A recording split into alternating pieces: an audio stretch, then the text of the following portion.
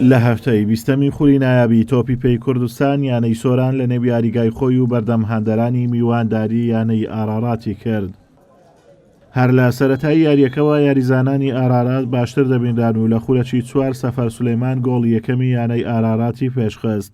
دوای ئەو گۆڵە یاریزانانی سۆران چەند دەرفەتێکی گۆڵکردنیان بۆ ڕەخسا، بەڵام نەیانتوانی سوود لە دەرفەتەکانیان وەربگرن بۆ یەکسانکردنەوەی ئەنجامی یاری.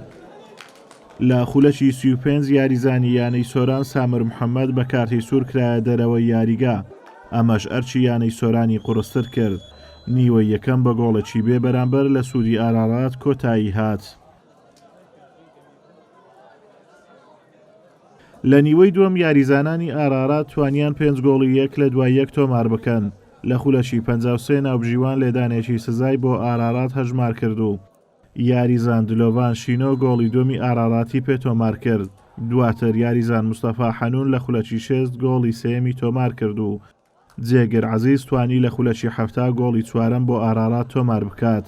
تەنیا 4 خولەک دواتر ناوبژیوان لێدانێکی تری سزای بۆ ئارارات هەژمار کردو.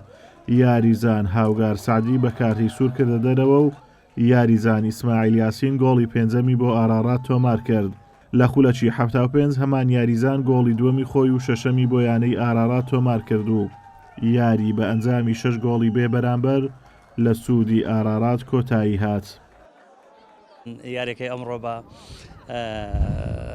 یعنی باڵین لە بەرژەوەندی خۆمان بە کۆتایی پێبێنین. ئەو سێ خاڵە زۆر گرنگ بوو بۆ ئێمە لە دەورەوەی یاریگای خۆم.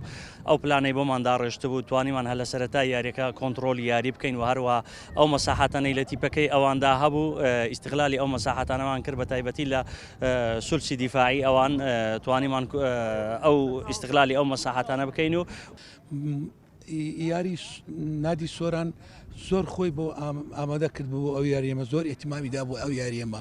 نازانم پار چ مشکلەکی لەگەر ئاراراتە بۆ لێرە دیارە سێ نقطەکە درایتە ئاراراتی مەرحەلەی یەکەمیش ئێمە لە هەولێر لێمان بردنەوە بە سوارگۆل دیار زۆر بە حساب گەمایان دەکرد.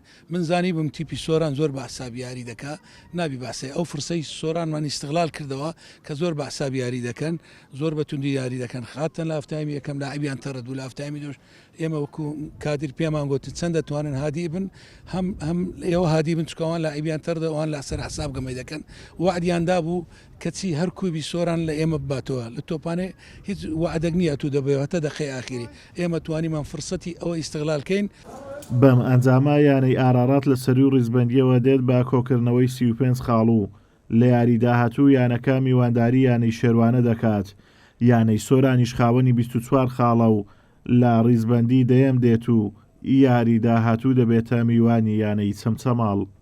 ئازاد و مراوەی کەناڵی ئاسمانی پەیام سۆران.